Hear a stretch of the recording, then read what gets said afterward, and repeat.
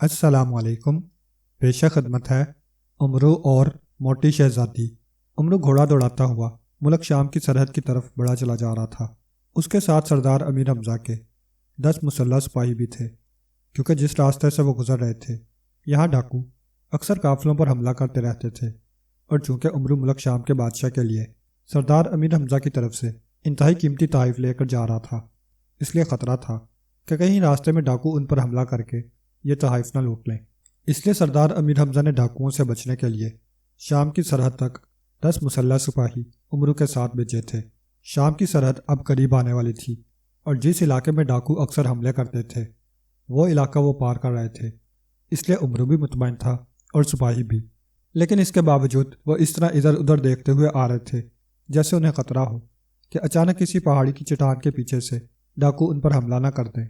چونکہ اس وقت وہ پہاڑی علاقے سے گزر رہے تھے اس لیے وہ بہرحال چکنا تھے، لیکن ابھی انہوں نے تھوڑا ہی فاصلہ مزید طے کیا تھا کہ اچانک آسمان پر سے سائیں سائیں کی تیز آوازیں سنائی تھیں، تو امرو اور مسلح سپاہیوں نے سر اٹھا کر آسمان کی طرف دیکھا تو وہ خوف سے چیخ پڑے، کیونکہ آسمان پر 4 سرکٹی لاشیں جن کے پورے جسم خون آلود تھے پرندوں کی طرح اڑتی ہوئی ان کی طرف آ رہی تھیں۔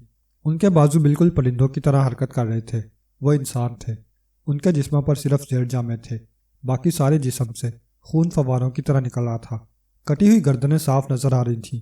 یہ اتنا خوفناک منظر تھا کہ بہادر سپاہیوں کی بھی خوف کے مارے چیخیں نکل گئیں۔ امرو کا تو دل ہی دہل گیا، اور اسے اپنا ذہن گھومتا ہوا محسوس ہوا، اور پھر اسے یوں محسوس ہوا جیسے اس کے ذہن پر سیاہ چادر سی پھیل گئی ہو، اور اسے اپنے ارد گرد کا ہوش بھی نہ رہا۔ پھر جب یہ سیاہ چادر ہٹی اور اس کے ذہن میں روشنی سی ہوئی تو اس کی آنکھیں بے اختیار کھل گئیں، اور اس نے محسوس کیا کہ وہ کسی خوبصورت باغ میں گھاس پر لیٹا ہوا ہے۔ وہ بے اختیار اٹھ کر بیٹھ گیا۔ اس نے حیرت بھرے انداز میں ادھر ادھر دیکھا۔ یہ انتہائی خوبصورت باغ تھا۔ اس باغ کے گرد اونچی 4 دیواری تھی۔ یہ میں کہاں آ گیا ہوں؟ امرو نے حیرت سے اپنے آپ کو دیکھا، اور پھر وہ یہ دیکھ کر حیران رہ گیا کہ نہ ہی اس کا لباس پھٹا تھا اور نہ اس کے جسم پر کوئی زخم تھا۔ اس کی زنبیل بھی اس کی بغل میں موجود تھی، لیکن وہ 10 مسلح سپاہی غائب تھے، اور اس کا گھوڑا بھی۔ چونکہ تحائف مسلح سپاہیوں کے پاس تھے اس لیے وہ بھی غائب تھے۔ ابھی امرو حیرت سے ادھر ادھر دیکھ رہا تھا کہ اچانک ایک طرف سے اسے ایک خوبصورت لڑکی اپنی طرف آتی ہوئی دکھائی دی۔ اس لڑکی کے جسم پر کنیزوں جیسا لباس تھا۔ تمہیں ہوش آ گیا خواجہ امرو؟ کنیز نے قریب آ کر پوچھا۔ تم کون ہو اور میں کہاں ہوں؟ وہ سر کٹے انسانوں کی لاشیں، وہ میرے ساتھی اور میرا گھوڑا، وہ سب کہاں ہیں؟ امرو نے حیرت بھرے لہجے میں کہا۔ تم اس وقت شہزادی موپو کے شاہی باغ میں موجود ہو، اور میں شاہی موپو کی خاص کنیز ہوں۔ کنیز نے مسکراتے ہوئے جواب دیا۔ شہزادی موپو؟ وہ کون ہے؟ امرو نے حیران ہو کر پوچھا۔ میرے ساتھ آؤ، شہزادی موپو نے تمہیں طلب کیا ہے، باقی باتیں تم خود ان سے کر لینا، کنیز نے کہا اور واپس مڑ گئی۔ امرو نے ایک طویل سانس لیا اور اس کے پیچھے چل پڑا۔ تھوڑی دیر بعد وہ ایک خوبصورت محل نما مکان میں داخل ہوئے جو سفید قیمتی پتھروں سے بنا ہوا تھا، لیکن امرو یہ دیکھ کر حیران رہ گیا کہ مکان کے کمرے بہت بڑے بڑے تھے، حتیٰ کہ درمیانی راستے بھی اتنے بڑے تھے جیسے یہاں سے ہاتھی گزرتے ہوں۔ پھر وہ ایک کمرے کے دروازے پر پہنچ کر رک گئے۔ تم یہیں ٹھہرو، میں شہزادی موپو کو تمہاری آمد کی اطلاع کر دوں، کنیز نے کہا، اور دروازہ کھول کر اندر داخل ہو گئی۔ امرو باہر کھڑا ادھر ادھر دیکھتا رہا۔ تھوڑی دیر بعد دروازہ کھلا اور وہی کنیز نمودار ہوئی۔ اس نے امرو کو اشارے سے اندر بلایا۔ امرو اندر داخل ہوا تو کنیز کمرے سے باہر چلی گئی۔ امرو جب اندر داخل ہوا تو وہ بے اختیار اچھل پڑا، کیونکہ سامنے بڑے سے کمرے کے درمیان ایک دیونی جیسی موٹی اور قدآور عورت کھڑی تھی۔ اس کا قد دیون جتنا تھا، لیکن وہ اس قدر موٹی تھی کہ امرو کی بیوی چاند ستارہ سے بھی تقریباً 10 گنا زیادہ موٹی تھی۔ اس کے جسم پر شہزادیوں جیسا لباس تھا۔ وہ سر سے گنجی تھی۔ اس کے کانوں میں بڑے بڑے بالے تھے جس کے نیچے انتہائی قیمتی موتی لٹک رہے تھے۔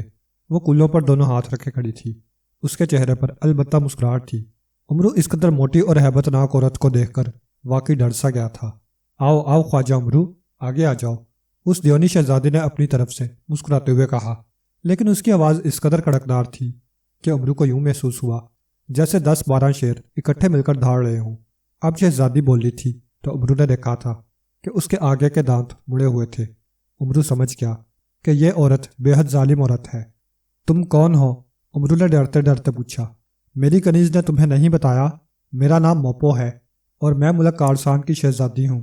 آؤ بیٹھو، مجھے تم سے بے حد ضروری کام ہے۔ موٹی شہزادی نے کہا، اور پیچھے ہٹ کر وہ ایک بڑے تخت پر دھم سے بیٹھ گئی، جبکہ امرو عیار ایک طرف رکھی ہوئی کرسی پر بیٹھ گیا۔ میں یہاں کیسے پہنچ گیا ہوں؟ میرے ساتھی، میرا گھوڑا، وہ سب کہاں ہیں؟ امرو نے پوچھا۔ تمہارے ساتھیوں کو میرے سپاہیوں نے ہلاک کر دیا ہے اور تمہیں اٹھا کر یہاں لے آئے ہیں کیونکہ مجھے تم سے کام تھا، موٹی شہزادی نے کہا۔ تمہارے سپاہی؟ مگر وہ تو آسمان پر گردن کٹی ہوئی لاشیں اڑتی ہوئی آ رہی تھیں، کیا وہ تمہارے سپاہی تھے؟ کیا تم جادوگرنی ہو؟ امرو نے حیران ہو کر کہا۔ میں جادوگرنی نہیں ہوں، البتہ مجھے دنیا کے ایک بڑے جادوگر کی مدد حاصل ہے۔ یہ سرکٹی لاشیں بھی اسی جادوگر نے مجھے دی ہوئی ہیں۔ اس کے علاوہ بھی میرے پاس بہت سی طاقتیں ہیں، اور ہاں، یہ بھی سن لو کہ میرے پاس اتنا بڑا خزانہ ہے کہ 7 بادشاہوں کے پاس بھی اتنا بڑا خزانہ نہیں ہوگا، اور میں یہ سارا خزانہ تمہیں دے سکتی ہوں بشرطے کہ تم میرا ایک کام کر دو، موٹی شہزادی نے کہا۔ کون سا کام؟ امرو نے حیران ہو کر پوچھا۔ میں اپنے اس موٹاپے سے نجات حاصل کر کے انتہائی خوبصورت شہزادی بننا چاہتی ہوں۔ میں تمہیں دکھاتی ہوں کہ میں کیسی شہزادی بننا چاہتی ہوں، موٹی شہزادی نے کہا، اور اس کے ساتھ ہی اس نے اپنا ہاتھ ایک دیوار کی طرف جھٹکا تو دیوار کا اوپر والا حصہ روشن ہو گیا، اور اس حصے پر ایک انتہائی خوبصورت شہزادی کا چہرہ ابھر آیا، جس کے چہرے پر باریک سا نقاب تھا۔ اس کی بڑی بڑی خوبصورت آنکھیں تھیں۔ اس نے گلے میں انتہائی قیمتی جواہرات پہنے ہوئے تھے۔ چند لمحوں تک یہ چہرہ نظر آتا رہا، پھر غائب ہو گیا، اور دیوار دوبارہ پہلے جیسی ہو گئی۔ تم نے دیکھا، میں یہ چہرہ اور اس شہزادی کا جسم حاصل کرنا چاہتی ہوں، موٹی شہزادی نے کہا۔ یہ کون ہے؟ کیا یہ اصل ہے یا خیالی چہرہ؟ امرو نے پوچھا۔ یہ اصل شہزادی ہے، اس کا نام شہزادی ماہنور ہے، یہ ملک آسام کے بادشاہ کی اکلوتی بیٹی ہے، موٹی شہزادی نے کہا۔ پھر تم اس کی جگہ کیسے لے سکتی ہو؟ میری سمجھ میں یہ بات نہیں آئی، امرو نے حیرت بھرے لہجے میں کہا۔ مجھے جس جادوگر کا تعاون حاصل ہے اس کا نام کماچو ہے۔ کماچو بہت بڑا جادوگر ہے، اور سرخ پہاڑیوں کے درمیان اس کا محل ہے۔ اس نے شہزادی ماہنور کو اغوا کر کے اپنے محل میں قید کیا ہوا ہے تاکہ میں اس کی جگہ لے سکوں، لیکن یہ کام تم کر سکتے ہو، وہ نہیں، اس لیے میں نے تمہیں یہاں بلوایا ہے، موٹی شہزادی نے کہا۔ دیکھو شہزادی موپو، مجھے تو تمہاری باتیں سمجھ نہیں آ رہی۔ تم کیسے شہزادی ماہنور کی جگہ لے سکتی ہو، اور یہ جادوگر کیوں ایسا نہیں کر سکتا، اور میں کیسے یہ سب کچھ کر سکتا ہوں؟ مجھے تفصیل سے بتاؤ، ورنہ مجھے واپس جانے دو، امرو نے منہ بناتے ہوئے کہا۔ اسے واقعی اس موٹی شہزادی کی کوئی بات سمجھ نہ آئی تھی۔ میں تمہیں شروع سے بتاتی ہوں، پھر تمہیں میری بات سمجھ آ جائے گی۔ میرا نام موپو ہے، اور میں ملک کارسان کی شہزادی ہوں۔ کارسان بھی کوہکاف کی طرح دیووں کا ملک ہے، البتہ کوہکاف میں پریاں اور پریزاد ہی رہتے ہیں، جبکہ کارسان میں صرف دیو اور دیونیاں رہتی ہیں۔ میرا والد ملک کارسان کا بادشاہ ہے، اور میں اس کی اکلوتی بیٹی ہوں۔ البتہ میرے 2 بھائی ہیں جو مجھ سے بڑے ہیں، وہ سب کارسان رہتے ہیں۔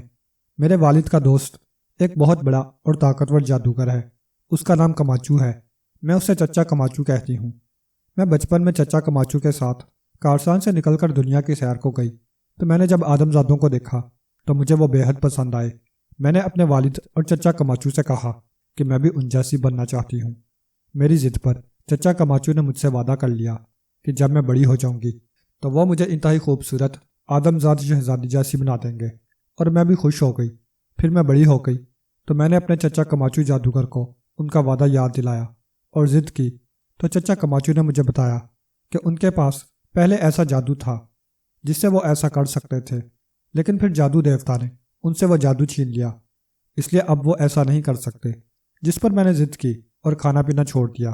چونکہ میں اپنے والدین کی اکلوتی بیٹی ہوں، اس لیے وہ سب گھبرا گئے، اور پھر چچا کماچو نے کسی اور بڑے جادوگر سے مشورہ کیا تو اس نے انہیں بتایا کہ جس شہزادی کی جگہ مجھے دلائی جانی ہے اسے چچا کماچو اپنے محل میں قید کرے، جبکہ مجھے ایک بہت خوبصورت باغ میں رکھا جائے، اور چچا کماچو اس دوران جادو دیوتا کی خصوصی پوجا پاٹ کر کے اس سے وہ جادو حاصل کرے۔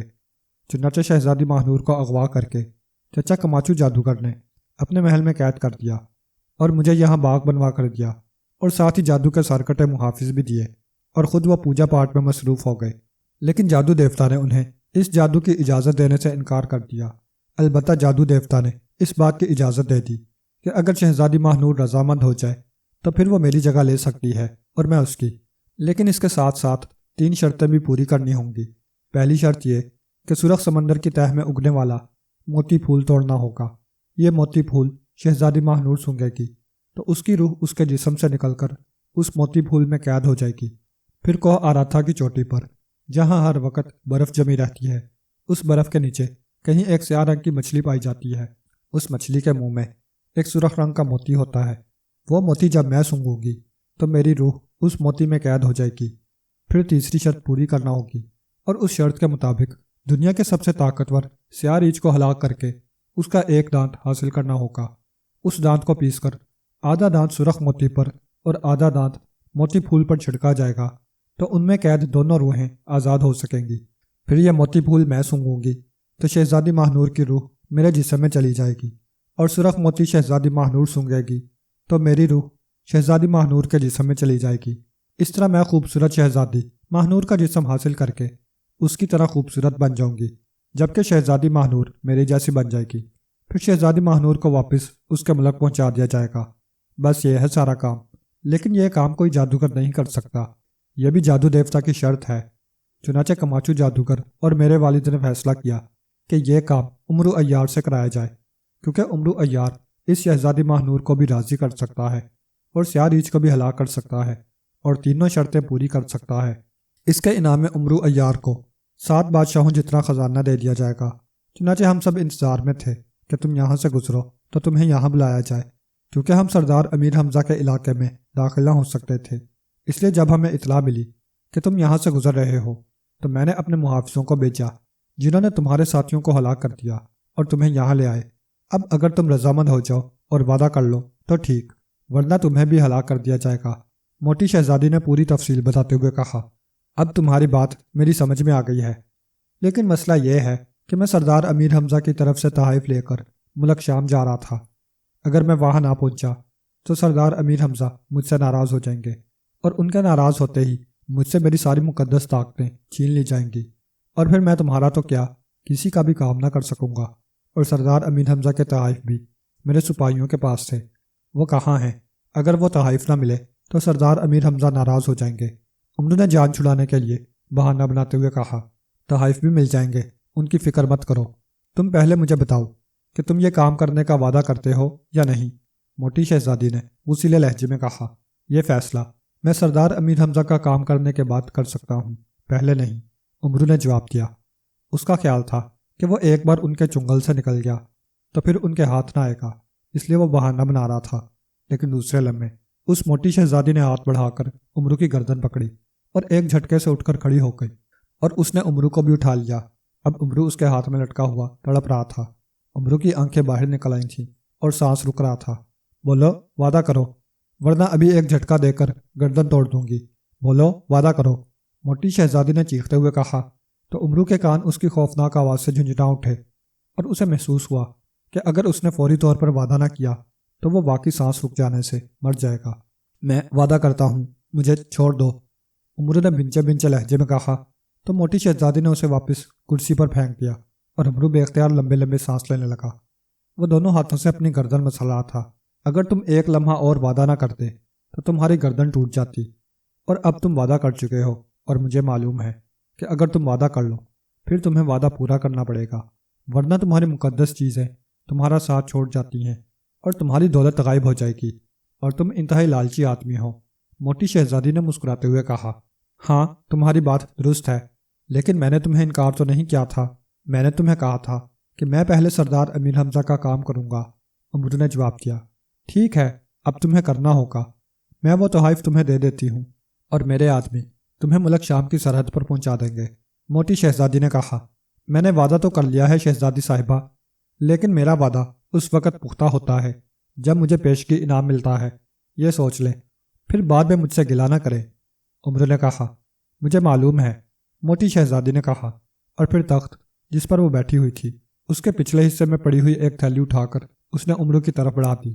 یہ لو، اس تھیلی میں 20 انتہائی قیمتی ہیرے ہیں، یہ میرا پیشگی انعام ہے۔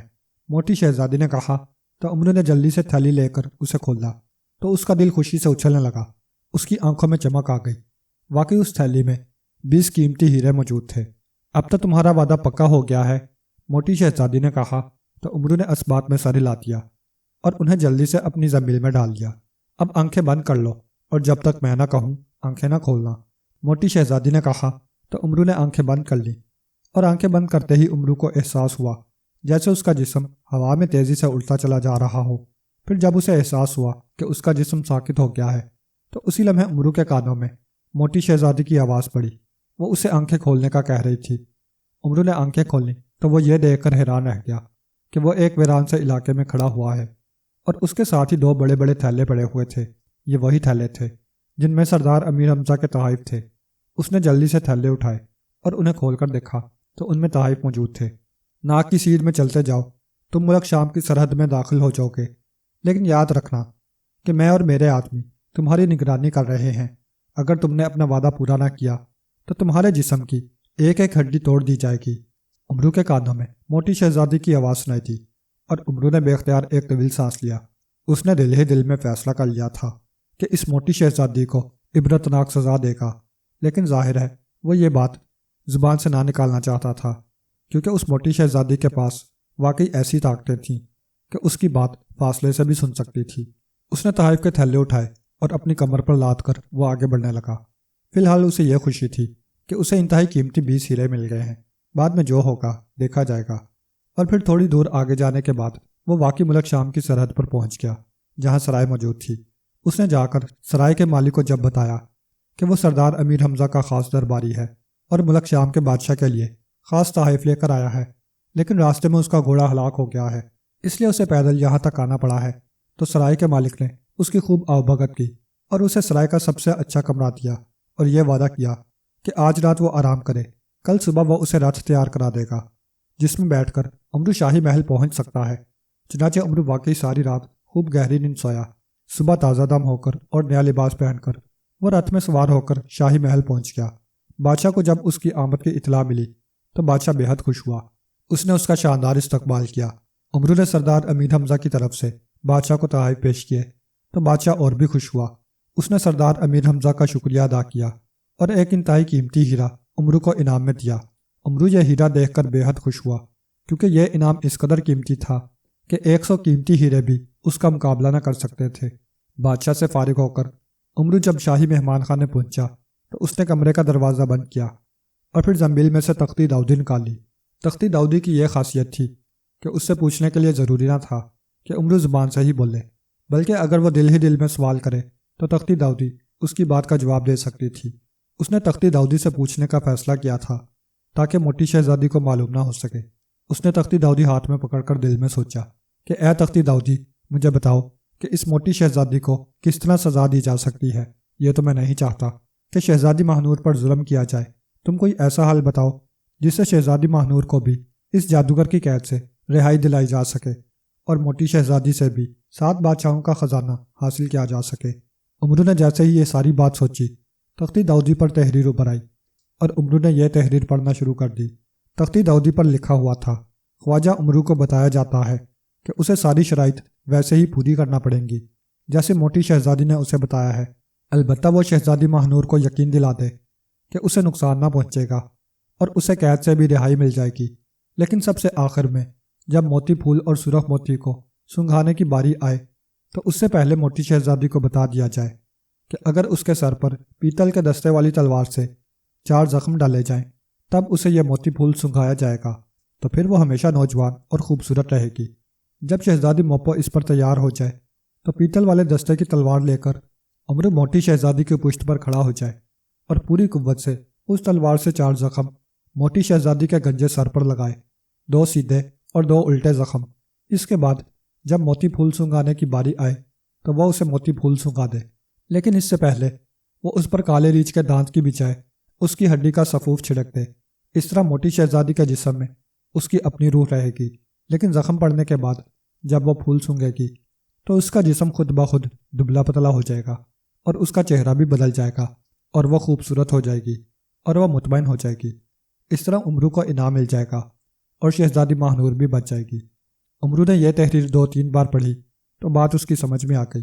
تختی داؤدی کا مقصد تھا کہ آخری لمحات میں اس موٹی شہزادی کی بھی تسلی ہو جائے اور شہزادی ماہنور بھی بچ جائے گی اور امرو دونوں سے انعام لے لے گا۔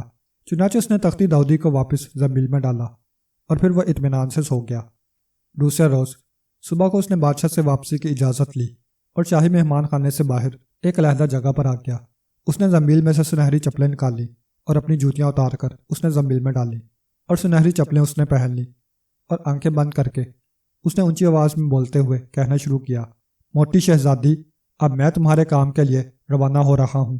سب سے پہلے مجھے شہزادی ماہنور سے ملنا ہوگا تاکہ میں اسے رضامند کر سکوں، اور شہزادی ماہنور تمہارے چچا کماچو جادوگر کی قید میں ہیں، اس لیے تم اپنے چچا کماچو جادوگر کو کہہ دو کہ وہ مجھے شہزادی ماہنور سے ملنے دے۔ امرو نے کہا تو فوراً ہی موٹی شہزادی کی آواز سنائی تھی، خواجہ امرو، میں بے حد خوش ہوں کہ تم اپنا وعدہ پورا کر رہے ہو، تم بے فکر ہو کر وہاں جاؤ، چچا کماچو خود تمہارا استقبال کرے گا اور تم سے پورا تعاون کرے گا اور تمہیں انعام بھی دے گا، موٹی شہزادی کہہ رہی تھی۔ اور جب اس کی آواز آنا بند ہو گئی تو امرو نے سنہری چپلوں کو حکم دیتے ہوئے کہا، سنہری چپلوں، مجھے کماچو جادوگر کے محل کے سامنے پہنچا دو جہاں شہزادی ماہنور قید ہے۔ امرو نے کہا، اور اس کے ساتھ ہی اسے محسوس ہوا کہ اس کے قدموں تلے سے زمین غائب ہو گئی ہے۔ پھر جب دوبارہ اسے اپنے قدموں تلے زمین کا احساس ہوا تو اس نے آنکھیں کھول لیں۔ اس نے دیکھا کہ وہ ایک خوبصورت محل کے سامنے کھڑا تھا۔ اس نے جلدی سے سنہری چپلیں اتار کر زنبیل میں ڈالی اور اپنی جوتیاں نکال کر پیروں میں پہن لی۔ اسی لمحے محل کا پھاٹک کھلا اور ایک مسلح آدمی باہر آ گیا۔ کون ہو تم اور یہاں کیوں آئے ہو؟ آنے والے نے بڑے سخت لہجے میں پوچھا۔ میرا نام خواجہ امرو ہے اور مجھے یہاں شہزادی موپو نے بھیجا ہے تاکہ میں اس کے چچا کماچو جادوگر سے مل کر اس کا کام کروں۔ امرو نے کہا تو دربان بے اختیار چونک پڑا۔ او تو تم ہو خواجہ امرو، آؤ میرے ساتھ، تمہارا تو انتظار ہو رہا تھا، آؤ۔ دربان نے اس بار مؤدبانہ لہجے میں کہا تو امرو مسکرا دیا اور پھر وہ اس دربان کے پیچھے چلتا ہوا محل میں داخل ہو گیا۔ یہاں ایک دبلا پتلا آدمی موجود تھا جس کا چہرہ لمبوترا تھا۔ امرو یار جیسی ہی تھوڑی پر پتلی اور لمبی سی داڑھی تھی۔ اس نے گلے میں بڑے بڑے موتیوں کے 2-3 ہار پہنے ہوئے تھے۔ اس کے جسم پر بے حد بڑکیلا لباس تھا، سر پر پگڑی تھی، وہ ایک اونچی سی کرسی پر بیٹھا تھا۔ آقا، یہ خواجہ امرو ہے، امرو کو ساتھ لے آنے والے نے کہا تو وہ آدمی جو کماچو جادوگر تھا بے اختیار اٹھ کھڑا ہوا۔ او خوش آمدید، تو تم ہو خواجہ امرو، ہماری بھتیجی شہزادی موپو نے آخر کار تمہیں راضی کر لیا ہے۔ کماچو جادوگر نے مسکراتے ہوئے کہا، ہاں، آپ کی بھتیجی نے کہا تھا کہ میرے چچا کماچو جادوگر بہت سا انعام دیں گے۔ اب جناب، آپ کا نام تو پوری دنیا میں مشہور ہے، اس لیے میں فوراً رضامند ہو گیا۔ امرو نے کہا، ظاہر ہے وہ دولت کمانے کا موقع کیسے چھوڑ سکتا تھا۔ ہاں، تم واقعی بے حد لالچی آدمی ہو، حالانکہ مجھے معلوم ہے کہ ہماری بھتیجی شہزادی موپو نے تمہیں پیشگی کے طور پر 20 انتہائی قیمتی ہیرے دیے ہیں، اور اس نے یہ بھی تمہیں کہا ہے کہ ہم بھی تمہیں انعام دیں گے، لیکن تم واقعی لالچی بھی ہو اور عیار بھی۔ بہرحال ٹھیک ہے، تمہیں ہم پیشگی انعام بھی دیتے ہیں اور بعد میں بھی دیں گے، تم ہماری بھتیجی کی خواہش پوری کر دو، کماچو جادوگر نے کہا، اور اس کے ساتھ ہی اس نے اپنے گلے میں موجود انتہائی قیمتی اور بڑے بڑے موتیوں کا ایک ہار اتار کر امرو کی طرف بڑھا دیا۔ یہ لو، یہ تمہارا پیشگی انعام ہے، کماچو جادوگر نے کہا تو امرو نے اس کا شکریہ ادا کیا اور اس سے ہار لے کر جلدی سے زنبیل میں ڈال دیا۔ اب آپ مجھے شہزادی ماہنور سے ملوا دیں تاکہ میں اسے رضامند کر لوں، جب تک وہ رضامند نہ ہوگی اس وقت تک کام نہیں ہوگا۔ امرو نے کہا، آؤ میرے ساتھ، کماچو جادوگر نے کہا، اور امرو کو ساتھ لے کر وہ اس کمرے سے نکلا اور پھر محل کے ایک اور حصے میں آ گیا۔ اس حصے میں بڑا خوبصورت باغ بنا ہوا تھا۔ شہزادی ماہنور اس باغ میں بنے ہوئے مکان کے اندر قید ہے، تم جا کر اس سے مل سکتے ہو، لیکن وہ اس باغ کی حدود سے باہر نہیں آ سکتی۔ اور سنو، چونکہ تم نے وعدہ کیا ہے اس لیے اب تم نے بہرحال اپنا وعدہ پورا کرنا ہے، کماچو جادوگر نے کہا۔ آپ بے فکر رہیں کماچو جادوگر، میں اپنا وعدہ پورا کروں گا، امرو نے کہا اور آگے بڑھ گیا۔ اور پھر اس نے باغ کے ایک کونے میں کرسی پر ایک خوبصورت شہزادی کو بیٹھے ہوئے دیکھ لیا۔ یہ وہی شہزادی تھی جس کا چہرہ اس موٹی شہزادی نے دیوار پر روشن کر کے اسے دکھایا تھا۔ اس کے چہرے پر بڑی اداسی تاری تھی اور وہ سر جھکائے خاموش بیٹھی ہوئی تھی۔ امرو آگے بڑھتا چلا گیا۔ اس کے قدموں کی آواز سن کر شہزادی ماہنور نے سر اٹھا کر دیکھا تو وہ بے اختیار اٹھ کر کھڑی ہو گئی۔ اس کے چہرے پر حیرت کے تاثرات ابھر آئے تھے۔ کون ہو تم اور یہاں کیسے آئے ہو؟ شہزادی ماہنور نے کہا، میرا نام خواجہ امرو ہے اور میں مسلمانوں کے سردار امیر حمزہ کا خاص درباری ہوں۔ تمہارے والد بادشاہ اعصاب نے سردار امیر حمزہ سے خصوصی درخواست کی تھی کہ تمہیں جادوگر کی قید سے نکالا جائے، چنانچہ میں یہاں آیا ہوں۔ امرو نے کہا، تو کیا تم نے جادوگر کو مار ڈالا ہے؟ شہزادی نے چونک کر پوچھا۔ نہیں، اگر مسئلہ صرف جادوگر کا ہوتا تو پھر میں ایسا ہی کرتا، لیکن یہاں مسئلہ بے حد پیچیدہ ہے، عمرو نے کہا، اور اس نے زنبیل میں ہاتھ ڈال کر 2 چھوٹی چھوٹی سفید رنگ کی گیندیں نکال لیں۔ یہ ایک گیند تم اپنے ہاتھ میں دبا دو، دوسری میں اپنے ہاتھ میں رکھوں گا۔ جب تک یہ دونوں گیندیں ہمارے ہاتھوں میں رہیں گی تب تک ہمارے درمیان ہونے والی باتیں کماچو جادوگر یا کوئی دوسری طاقت نہیں سن سکے گی۔ مجھے تم سے خاص باتیں کرنی ہیں، عمرو نے آہستہ سے کہا، اور ایک گیند شہزادی کی طرف بڑھا دی۔ چونکہ اسے خطرہ تھا کہ ان کی باتیں کماچو جادوگر اور وہ موٹی شہزادی سن رہے ہوں گے، اس لیے اس نے ایسا انتظام کیا تھا۔ شہزادی نے اس کے ہاتھ سے گیند لے کر اپنے ہاتھ میں دبا لی۔ سنو شہزادی ماہنور، اصل قصہ یہ ہے کہ ملک کارسان، جو دیووں اور دیونیوں کا ملک ہے، کی شہزادی، جس کا نام موپو شہزادی ہے، بے حد موٹی اور بدصورت ہے۔ اس کا قد بھی دیووں جیسا ہے۔ یہ کماچو جادوگر جس کی قید میں تم ہو، اس شہزادی موپو کے والد کا دوست ہے، اور وہ موٹی شہزادی اسے چچا کماچو جادوگر کہتی ہے۔ اس موٹی شہزادی کو آدم زادوں کی طرح خوبصورت اور دبلی پتلی ہونے کا بے حد شوق ہے، چنانچہ اس نے کماچو جادوگر کو مجبور کیا کہ وہ اسے تمہاری طرح خوبصورت اور دبلی پتلی بنا دے۔ چنانچہ اس نے تمہیں اغوا کیا اور یہاں قید کر دیا۔ اس کے بعد اس نے جادو دیوتا کی خاص پوجا پاٹ کی کہ جادو دیوتا اسے اجازت دے کہ تمہارے جسم کے اندر شہزادی موپو کی روح ڈال دے، لیکن جادو دیوتا نے اس کی اجازت نہ دی۔ البتہ اس نے یہ اجازت دے دی کہ اگر شہزادی ماہنور رضامند ہو جائے تو یہ کام 3 شرطیں پوری کرنے سے ہو سکتا ہے۔ ان شرائط کے بارے میں مختصر طور پر بتا دیتا ہوں۔ سرخ سمندر کی تہہ میں ایک موتی پھول اگتا ہے، اس موتی پھول کو توڑ کر لانا ہے۔ پھر دنیا کے سب سے اونچے پہاڑ پر جمی ہوئی برف کے نیچے ایک خاص قسم کی مچھلی ہے، مچھلی کے منہ میں موتی ہے، اسے سرخ موتی کہا جاتا ہے، وہ موتی حاصل کرنا ہے۔ پھر دنیا کے انتہائی طاقتور سیاہ ریچھ کو ہلاک کر کے اس کا دانت نکال کر اسے پیس کر اس کا سفوف بنایا جائے۔ اب ہونا یہ ہے کہ موتی پھول تم سونگھو گی تو تمہاری روح تمہارے جسم سے نکل کر اس موتی پھول میں قید ہو جائے گی، جبکہ سرخ موتی وہ موٹی شہزادی سونگھے گی تو اس کی روح اس سرخ موتی میں قید ہو جائے گی۔ اس کے بعد جب سیاہ ریچھ کا دانت پیس کر آدھا سفوف موتی پھول پر اور آدھا سفوف سرخ موتی پر چھڑکا جائے تو پھر موتی پھول موٹی شہزادی کو سنگھا دیا جائے تو تمہاری روح اس موٹی شہزادی کے بدن میں چلی جائے گی، اور سرخ موتی تمہیں سنگھایا جائے تو اس موٹی شہزادی کی روح تمہارے جسم میں آ جائے گی۔ اس طرح موٹی شہزادی تمہارا جسم حاصل کر لے گی جو اس کی خواہش ہے، اور تم اس کے جسم میں آ جاؤ گی۔ جب ایسا ہو جائے گا تو پھر تمہیں موٹی شہزادی کے جسم سمیت تمہارے ملک واپس بھیج دیا جائے گا، لیکن اگر تم رضامند نہ ہوگی تو تم یہیں قید میں ہی ہلاک کر دی جاؤ گی، اور پھر یہی کام کسی اور شہزادی کے ساتھ کیا جائے گا۔ چونکہ جادو دیوتا کی شرط کے مطابق یہ شرطیں کوئی جادوگر پوری نہیں کر سکتا، اس لیے یہ کام کماچو جادوگر اور موٹی شہزادی نے میرے ذمہ لگایا ہے۔ حالانکہ میں تو پہلے ہی تمہیں قید سے رہا کرانے کے لیے یہاں آنا چاہتا تھا، اس طرح میرا کام بھی آسان ہو گیا۔ عمرو نے شہزادی ماہنور کو تفصیل بتاتے ہوئے کہا، لیکن میں مر تو سکتی ہوں، لیکن اس موٹی کا جسم حاصل نہیں کرنا چاہتی۔ وہ یہاں آئی تھی، میں نے اسے دیکھا ہے، ایسے جسم اور چہرے سے تو مر جانا بہتر ہے۔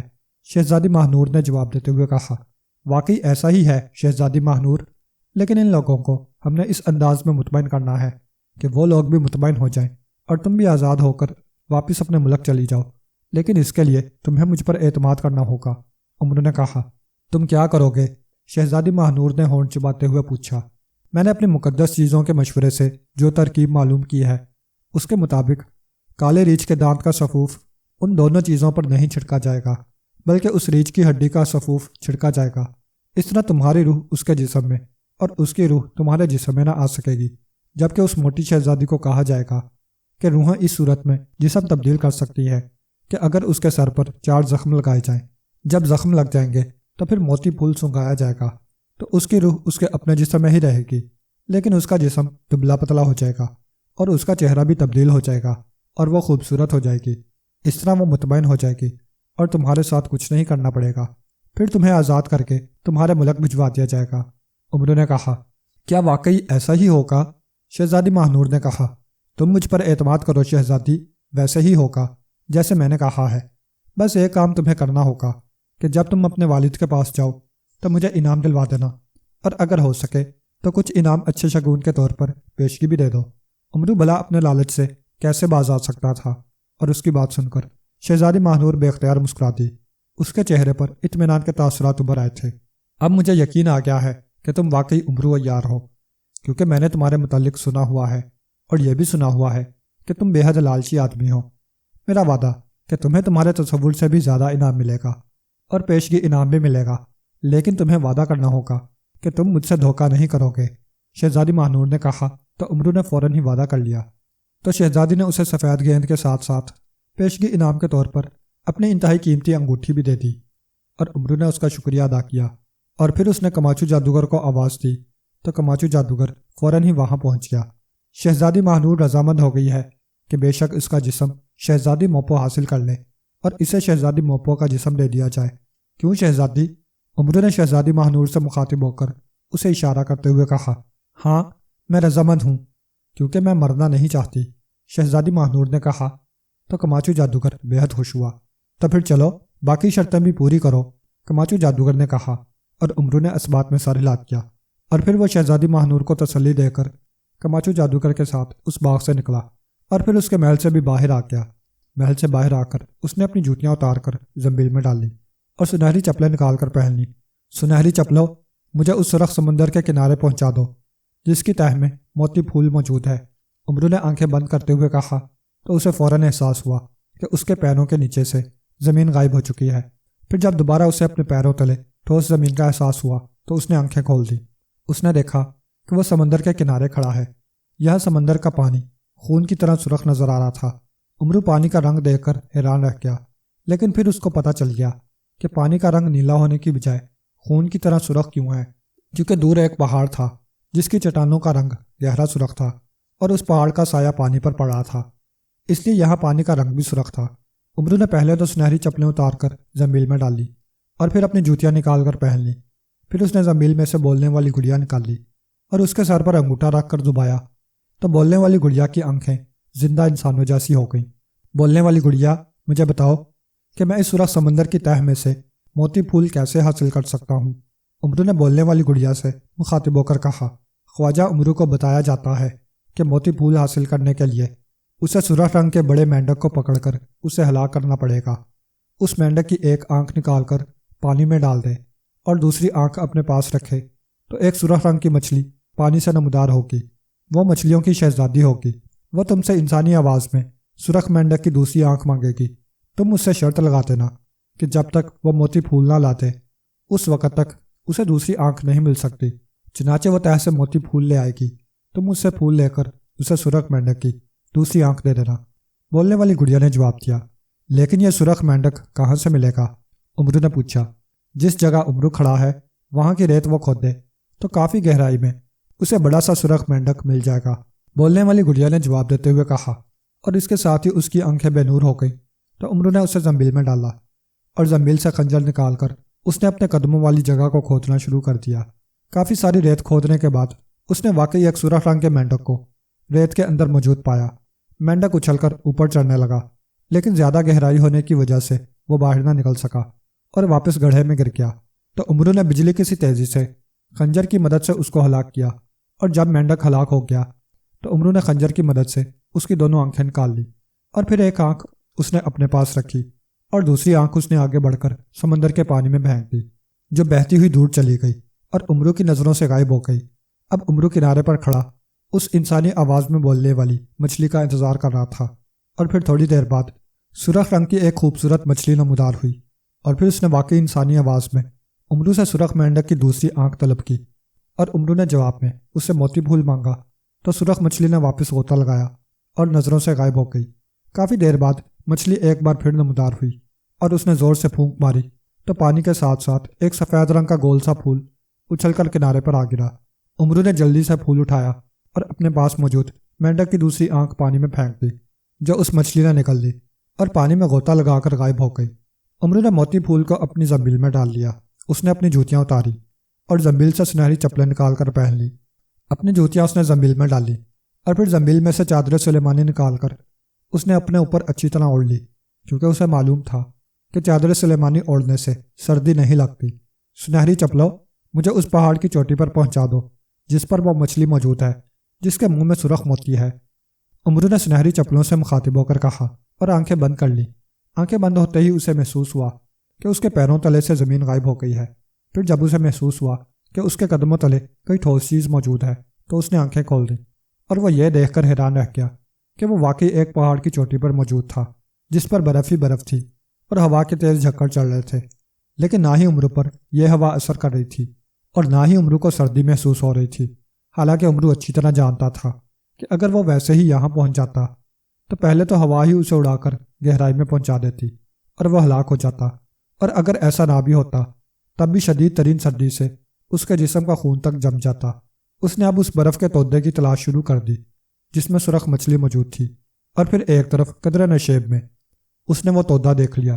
اس نے زنبیل میں سے جالے الیاسی نکال کر اپنے ایک ہاتھ میں پکڑا اور دوسرے ہاتھ سے زنبیل سے خنجر نکال کر اس نے اس تودے پر مارا تو تڑتڑاہٹ کی تیز آوازوں کے ساتھ ہی برف دو حصوں میں ٹوٹتی چلی گئی۔ دوسرے لمحے ایک چھوٹی سی مچھلی اچھل کر باہر آ گئی تو عمرو نے بجلی کی سی تیزی سے اسے جالے الیاسی میں جکڑ لیا۔ مچھلی اس قدر پھرتیلی تھی کہ اگر عمرو کو ایک لمحے کی بھی دیر ہو جاتی تو یقیناً مچھلی نشیب میں غائب ہو جاتی۔ مچھلی جالے الیاسی میں بری طرح پھڑپڑا رہی تھی۔ عمرو نے جال کے اندر ہاتھ ڈال کر بڑی مشکل سے مچھلی کو قابو کیا اور پھر خنجر سے اس کا پیٹ چاک کر دیا۔ جب مچھلی ہلاک ہو گئی تو اس نے اس کا منہ کھولا تو اندر موجود سرخ رنگ کا چھوٹا سا موتی اسے نظر آیا۔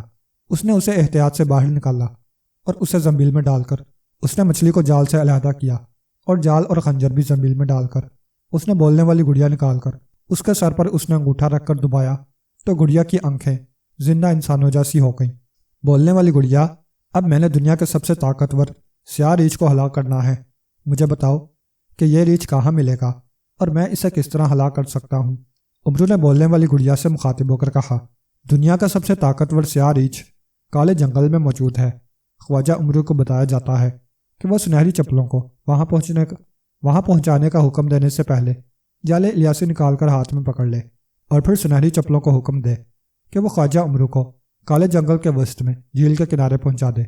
پھر خواجہ عمرو جیسے ہی وہاں پہنچے وہ سرخ پھولوں والی جھاڑی کی اوٹ میں چھپ جائے۔ وہاں دنیا کا سب سے طاقتور سیاہ ریچھ پانی پینے آئے گا، اور اس کی نشانی یہ ہے کہ اس کے 2 چھوٹے چھوٹے سینگ ہوں گے، یہی اس کی نشانی ہے۔ عمرو اس پر جالے الیاسی ڈال کر اسے جکڑ لے اور پھر خنجر کی مدد سے اس کے دونوں سینگ کاٹ دے جو جال سے باہر نکلے ہوئے ہوں گے۔ جیسے ہی دونوں سینگ کٹیں گے سیاہ ریچھ کی ساری طاقت ختم ہو جائے گی، اور عمرو اسے ہلاک کر کے اس کی ہڈی علیحدہ کر کے اسے 2 پتھروں کی مدد سے پیس کر اس کا صفوف ڈبیا میں رکھ لے اور نشانی کے طور پر سیاہ ریچھ کے دونوں سینگ بھی ساتھ رکھ لے۔ بولنے والی گڑیا نے جواب دیا اور اس کے ساتھ ہی اس کی آنکھیں بے نور ہو گئیں تو عمرو نے اسے واپس زنبیل میں ڈالا اور پھر اس کی ہدایات پر عمل کیا تو وہ واقعی آسانی سے سیاہ ریچھ کو ہلاک کرنے میں کامیاب ہو گیا۔ پھر اس نے اس کی ہڈی نکال کر اسے پتھروں سے پیس کر اس کا صفوف ڈبیا میں بند کر لیا اور نشانی کے طور پر اس کے دونوں کٹے ہوئے سینگ بھی اس نے زمین میں ڈالے، اور آنکھیں بند کر کے اس نے سنہری چپلوں کو حکم کیا کہ وہ اسے شہزادی موپو کے باغ میں پہنچا دیں۔ جب اسے احساس ہوا کہ اس کے قدموں تلے دوبارہ زمین آ گئی ہے تو اس نے آنکھیں کھول دیں اور اس نے اپنے آپ کو اسی باغ میں موجود پایا۔ دوسرے لمحے موٹی شہزادی کی کنیز باہر آ گئی اور عمرو اس کے ساتھ جب اس کمرے میں گیا جہاں پہلے اس کی موٹی شہزادی سے ملاقات ہوئی تھی تو موٹی شہزادی اسی طرح پلنگ پر بیٹھی ہوئی تھی۔ پھر جب عمرو نے اسے موتی پھول، سرخ موتی اور ریچھ کے سینگ دکھائے تو وہ بے حد خوش ہوئی۔ اب جلدی سے مجھے اس شہزادی مہنور کا جسم لے دو، موٹی شہزادی نے خوش ہوتے ہوئے کہا۔ اس کے لیے تمہیں تھوڑی سی تکلیف اٹھانی پڑے گی، عمرو نے کہا، اور پھر موٹی شہزادی کے پوچھنے پر جب عمرو نے اسے بتایا کہ جب تک اس کے سر پر پیتل کے دستے والی تلوار سے 4 زخم نہیں ڈالے جائیں گے اس کی روح اس کے جسم سے باہر نہیں جائے گی، تو موٹی شہزادی فوراً ہی تیار ہو گئی۔ اس نے پیتل کے دستے والی تلوار اسے مہیا کر دی تو عمرو اس کی پشت پر آیا اور پھر اس نے پیتل کے دستے والی تلوار کی مدد سے موٹی شہزادی کے گنجے سر پر 2 سیدھے اور 2 الٹے زخم لگائے۔ موٹی شہزادی کا سر اور چہرہ خون سے بھر گیا، لیکن شہزادی مہنور کا جسم حاصل کرنے کے شوق میں موٹی شہزادی کا چہرے پر تکلیف کی بجائے خوشی کے تاثرات نمایاں تھے۔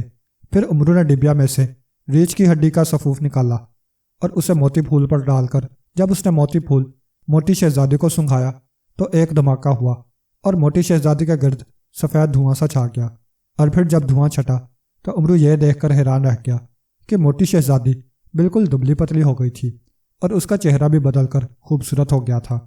جب موٹی شہزادی نے اپنے سامنے دیوار میں نصب آئینے میں اپنے آپ کو دیکھا تو وہ خوش ہو گئی۔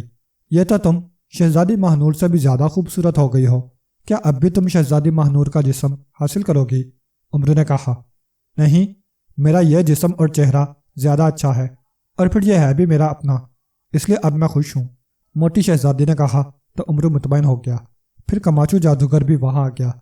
وہ موٹی شہزادی کے بدلے ہوئے چہرے اور دبلے پتلے جسم کو دیکھ کر حیران رہ گیا۔ جب اس نے دیکھا کہ موٹی شہزادی خوش اور مطمئن ہے تو وہ بھی مطمئن ہو گیا، اور پھر اس کے بعد وہ تینوں ملک کارسان پہنچ گئے، جہاں موٹی شہزادی نے وعدے کے مطابق اسے 7 بادشاہوں کے خزانے کے برابر انعام دیا، تو امرو کی حالت خوشی سے دیکھنے والی ہو گئی۔ کماچو جادوگر نے بھی وعدے کے مطابق انعام دیا۔ پھر امرو شہزادی ماہنور کو رہا کرا کر اس کے ملک آسام لے گیا، تو بادشاہ آسام اور شہزادی ماہنور دونوں نے اسے دل کھول کر انعام دیا، اور امرو کا رواں رواں اس قدر بھاری انعام وصول کر کے خوشی سے جھومنے لگا۔ اس قدر انعامات اسے پہلے کسی مہم میں نہ ملے تھے، اس لیے وہ خوش تھا، بے حد خوش۔